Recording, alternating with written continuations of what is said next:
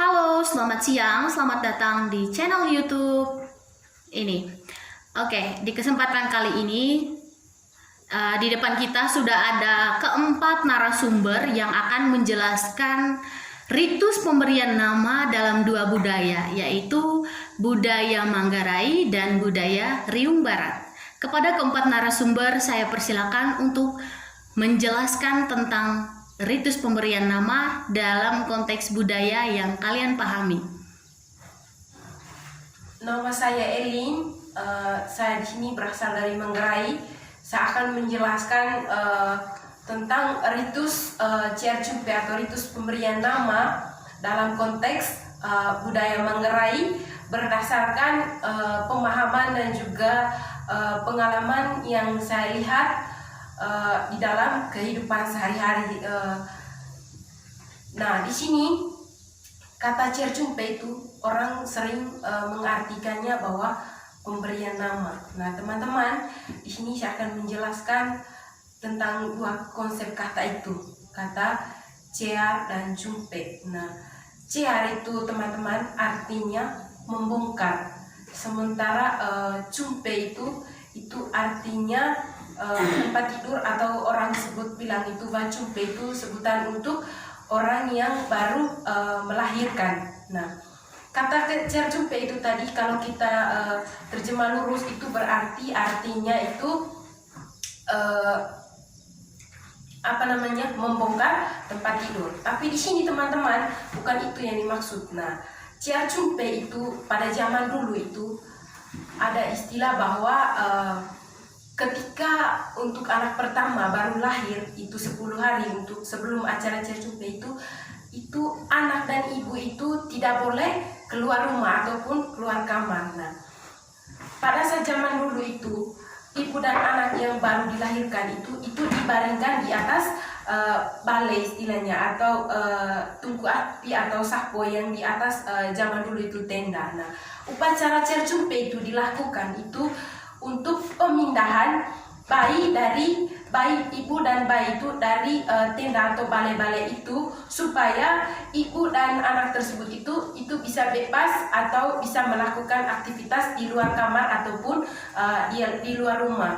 Bayi bisa digendong bawa di luar kamar dan juga bisa dibawa di luar rumah. Nah, itu dalam konteks dulu bahwa cercumpe itu dilakukan seperti itu. Nah, tetapi sekarang teman-teman hal yang baru lagi, karena dominan dari kita itu dilahirkan di puskesmas ataupun rumah sakit, sehingga ritus-ritus seperti itu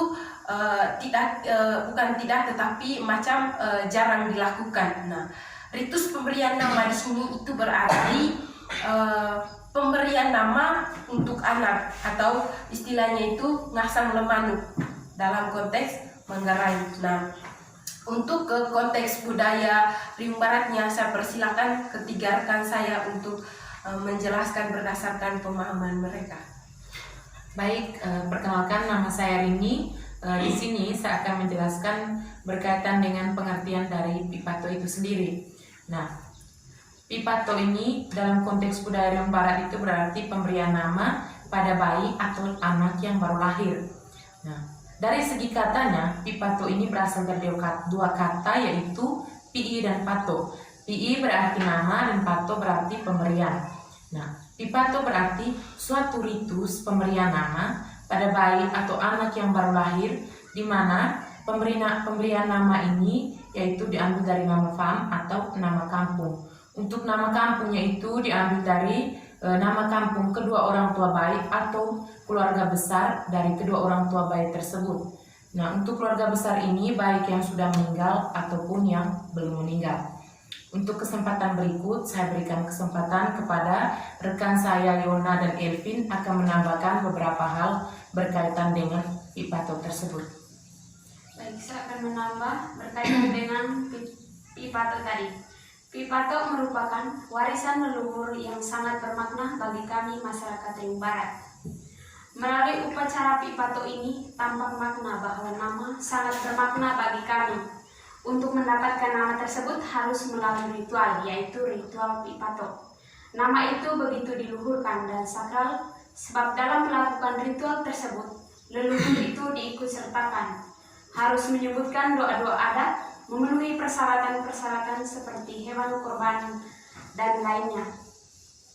Di dalam upacara Pipato tersirat nilai sosiologis, di mana di dalam upacara tersebut dibutuhkan keterlibatan dari om tante atau paman dan bibi dari anak bayi tersebut, KEAZ atau keluarga dari orang tua bayi, Bongko atau sering disebut warga suku.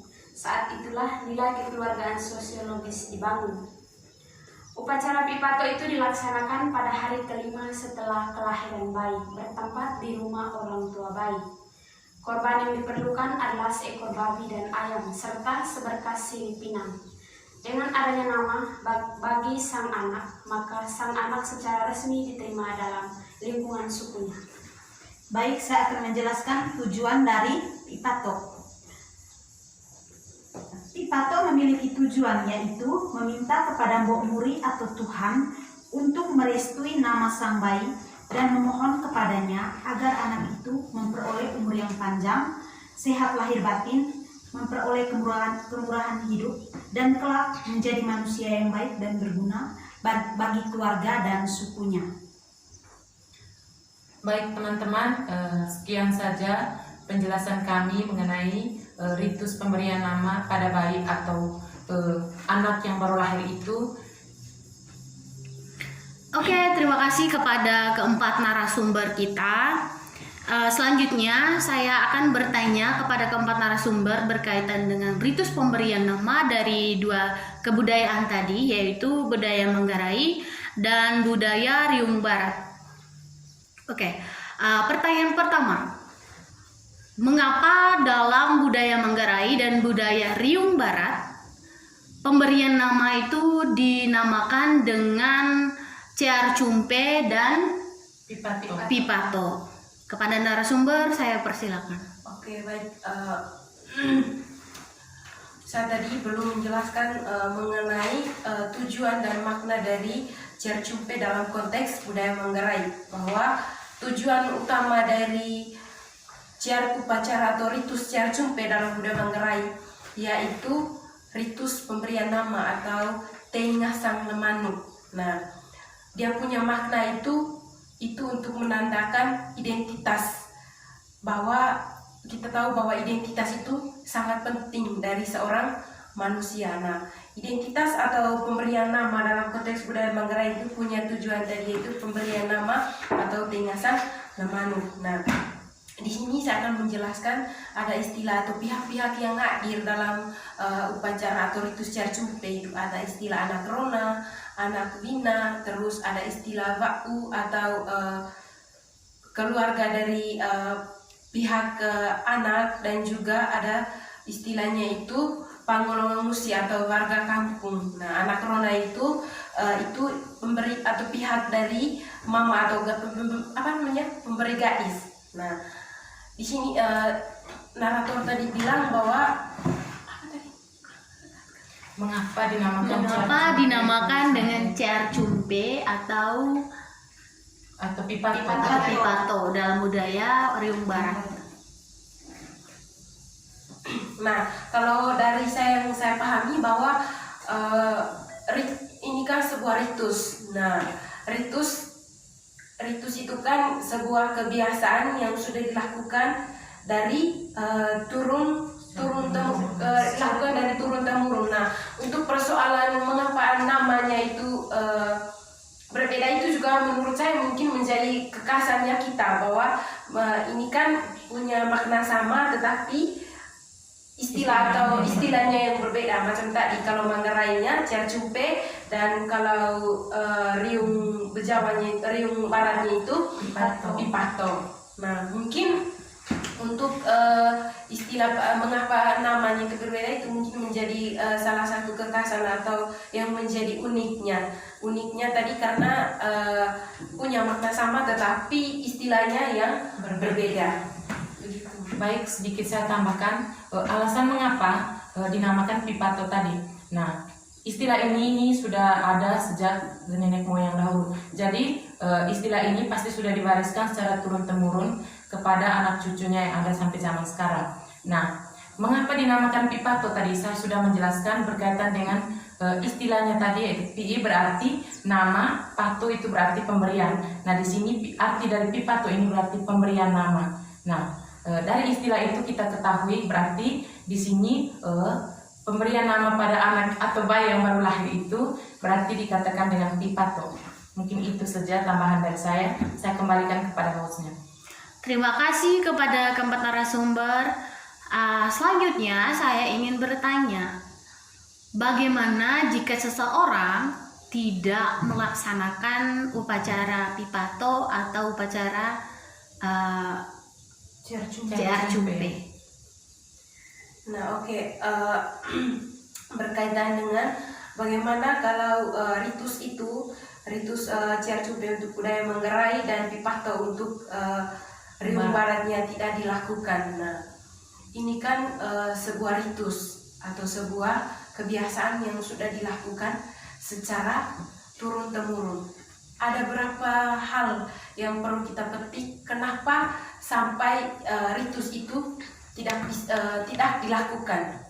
Nah, kalau dengan zaman milenial atau zaman sekarang, kenapa ritus itu tidak dilakukan? Yang pertama itu kalau menurut pandangan saya itu tidak adanya yang istilah bayi tombo atau torok, karena dalam ritus mulai Manggarai itu tidak semua orang itu bisa torok atau bisa melakukan doa-doa pada satu upacara, misalnya tadi itu upacara ritus CR Cumpe itu. Nah, sehingga dengan ketidakadanya yang torok ini itu macam hal yang baru lagi untuk kita anak muda. Kenapa? Karena anak muda macam tidak punya minat untuk melatih diri supaya bisa menjadi tukang torok atau yang tomboy pada saat itu, karena ada beberapa hal atau goet yang menurut orang anak muda itu sangat sulit dipahami atau diucapkan pada saat ritus itu.